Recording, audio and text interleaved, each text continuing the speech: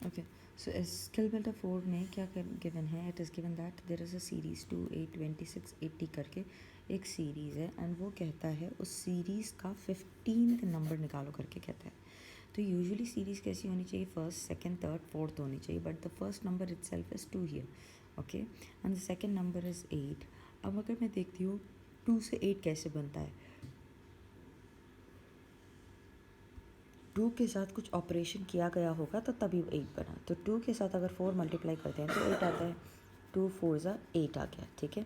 सो 2 first term को अगर 4 multiply करेंगे 8 आ जाएगा, बट वही pattern should run through out. अब मैं 8 के साथ 4 मल्टीप्लाई करके देखती हूँ कि मुझे 26 आता है या नहीं। 8 के साथ 4 मल्टीप्लाई करते हैं तो 32 आ रहा है, सो 4 मल्टीप्लाई नहीं हो रहा है, this is a wrong method.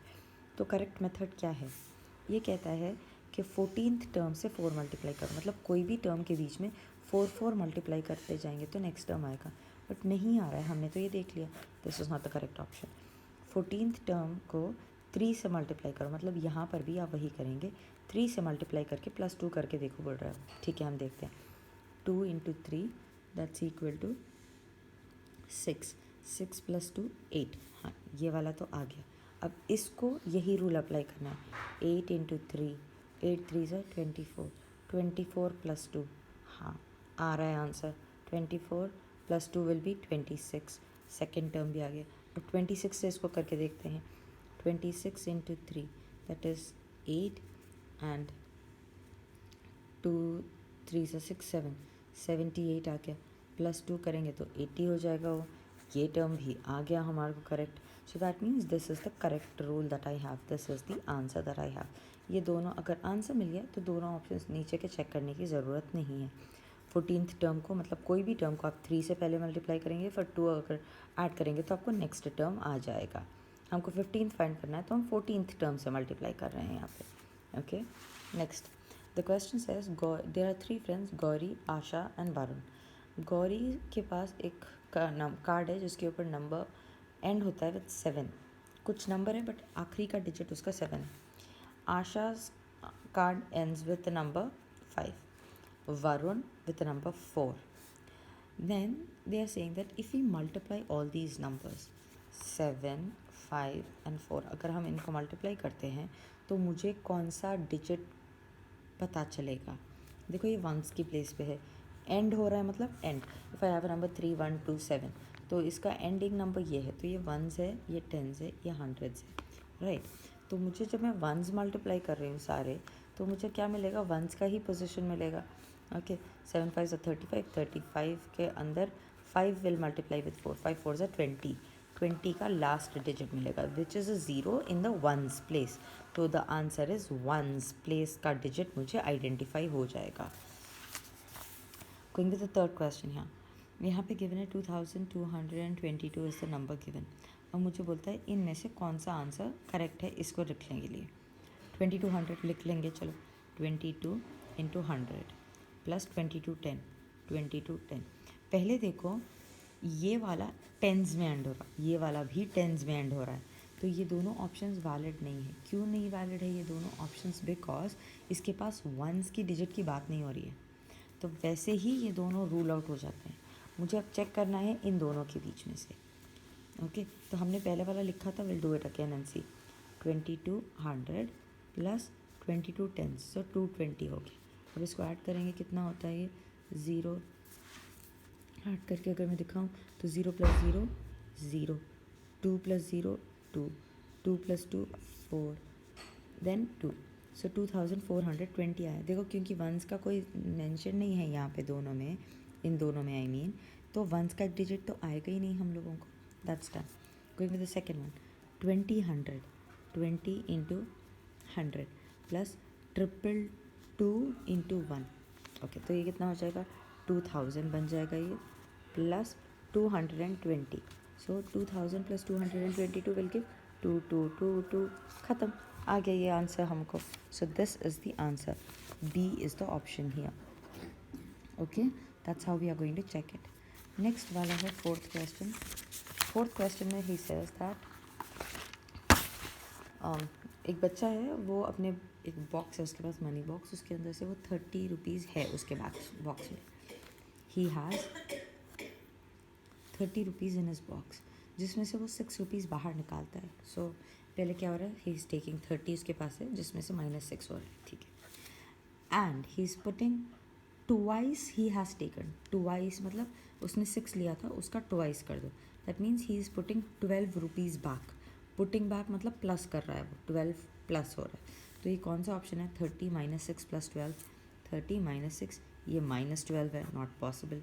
8 तो नहीं है, 6 भी नहीं है. So D is the option here.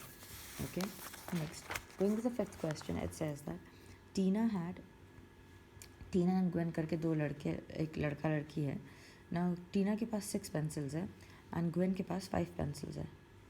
उसके बाद क्या होता है, टीना थोड़े से पेंसिल्स ग्वेन को दे देती है.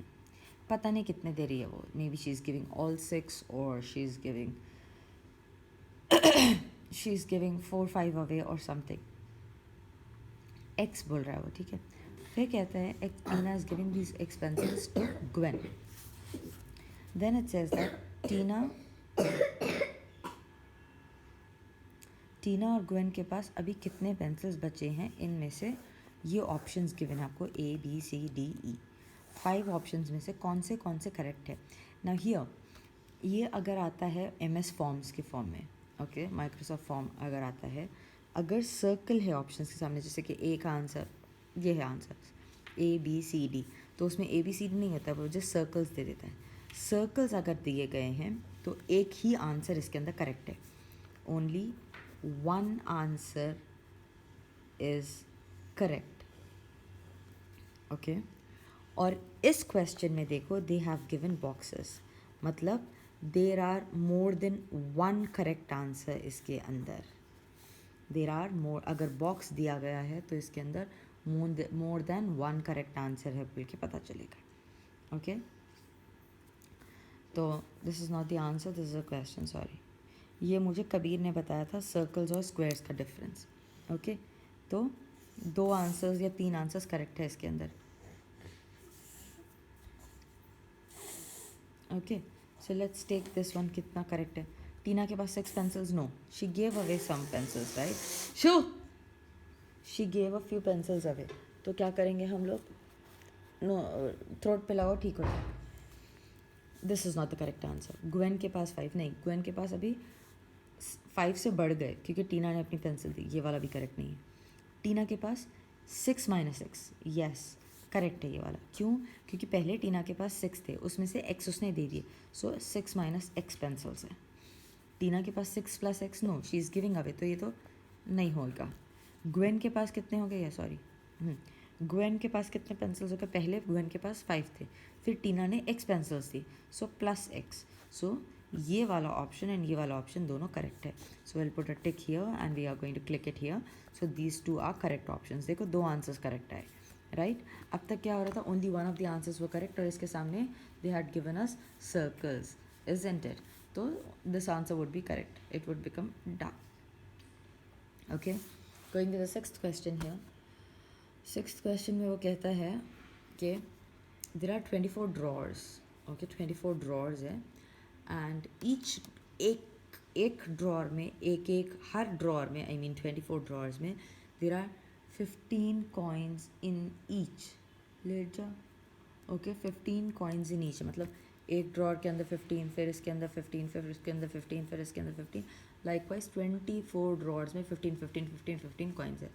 अब वो कहता है इसके लिए भी बॉक्सेस गिवन है, if you have noticed. Okay, and then they are asking के, मेरी पीठ दर्द हो रही है अल्लाह. दे आर आस्किंग के करेक्ट आंसर क्या है.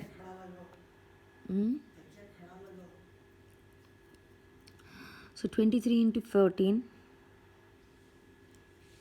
नहीं, इसका करेक्ट आंसर क्या होना चाहिए, 24 × 15, राइट. वन बॉक्स में 24 है तो 20, ची what am I writing. One box में 15 कॉइन्स है, 24 बॉक्सेस में कितने कॉइन्स होंगे. सो 24 × 15 कॉइन्स होने चाहिए. अब हम 24 × 15 कैसे कैसे लिख सकते हैं, लेट्स सी. 24 × 10, ये हो जाएगा 240, फिर 24 इंटू दिस। सो इसको हम प्रॉपर्टी के वाइज लिखेंगे तो 24 बाहर आ जाएगा, अंदर बचेगा 10 + 5 विच इज़ नथिंग बट 15 हो जाएगा। फिर ये हो जाएगा 24 इंटू 15। सो ये एक करेक्ट आंसर है। 23 into 15, yes, plus 15 that is becoming 24 times of 15 only. So 24 times of 15। अब यहाँ पे 24 इंटू 14, नो करेक्ट नहीं है बिकॉज 15 कॉइन्स है, 14 कॉइन्स नहीं है। नेक्स्ट 20 इंटू 15, ठीक है, एंड 4 इंटू 15। अब यहाँ पे इसको फिर आइडेंटिटी के थ्रू लिखने की कोशिश करेंगे तो 15 दोनों में है, 15 विल कम आउट। अंदर क्या बचेगा, 20 + 4 बच जाएगा, 20 + 4 that is nothing but 15 times of 24। Correct answer है ये वाला भी, this is also correct option. 25 into 15 मतलब दिस प्लस दिस कितना हो गया, 23 हो गया, नहीं 24 ड्रॉर्स है मेरे पास। -15 करेंगे तो ये तो 22 हो जाएगा। So these are not the correct. B, C, D, E and F are correct options. B, E and F are the correct options in this question. Going with the 27th question. Sorry, 7th question where it says that 21 is a factor of 79275. Okay. Next 79275 का और एक factor ढूंढ के बताओ इसके अंदर से। तो आपको देख सकते हो कि 21 कैसे बनता है। 21 बना है, 21 बनता है 7 टाइम्स 3 से। Okay, 7 times 3 is going to be 21। Now अगर 21 इसका फैक्टर है तो 7 भी इसका फैक्टर होगा। ओके, 3 नहीं है, 10, 14 नहीं, इसके अंदर से कोई भी नहीं होगा बिकॉज ये कोई भी 21 नहीं बनाते हैं। ओके, सो इसका answer is only 7। So if I have a number 646, let's say 646, और इसका फैक्टर इज 12 करके मैं कह रही हूँ। Okay, and the options given to me are 2, 6, 9, 2, 6, 9, let's say 16, 9 and 8 इसके बीच। ओके, अब मुझे पूछता है इसका और एक फैक्टर ढूंढो इन ऑप्शंस में से। तो मैं क्या करूँगी, 12 कैसे बनता है, आई राइट 12 कैसे बनता है, 2, 6 ज़ा 12 बनता है। मतलब अगर 12 इसका फैक्टर है तो 2 भी इसका फैक्टर होगा। सो 2 will be the answer here. Okay, समझ आया। लेट्स से अगेन आया 121। ओके, 121 आता है, 121 का फैक्टर इज नो 1331 है। Okay, this is the number given to me, और इसके factors are let's say 13, 11, 7 and 6 something करके। मैं कह रही हूँ इसका one of the factors is 121। Okay, एक फैक्टर इसका 121 है। तो अब मुझे इनमें से ढूंढना है। तो मैं पहले लिखूँगी 121 मुझे कौन से टेबल्स में आता है, 11, 11 सा 121 आता है। सो 11 is a factor of this number. So 11 will be a factor of this number as well. So it is going to be 11 for this one. Going to the 8th question, the last question of this. They are saying that star and Inara, the star and smiley are two numbers. Okay. उसके बाद वो कहता है कि आपने जो कोई भी ये नंबर है उसको सेम नंबर को ऐड किया, सो यू गॉट 30. ये आप यूजुअली आपके यूट्यूब शॉर्ट्स पे इधर उधर देखते हैं ये questions, right. So 10 + 10 + 10 is equal to 30. मेरे हिसाब से ये 10 होना चाहिए बिकॉज 30 को सेम टाइम 3 टाइम 10 को 3 टाइम्स ऐड करेंगे तो 30 आएगा. So star is nothing but 10 for me. Okay, फिर 10 में से -3 किया गया. 10 में से -3 करेंगे तो it becomes 7. So this number is what 7. तो अब यहाँ पे यही नंबर की वैल्यू पूछ रहा है which is nothing but 7 here. Okay.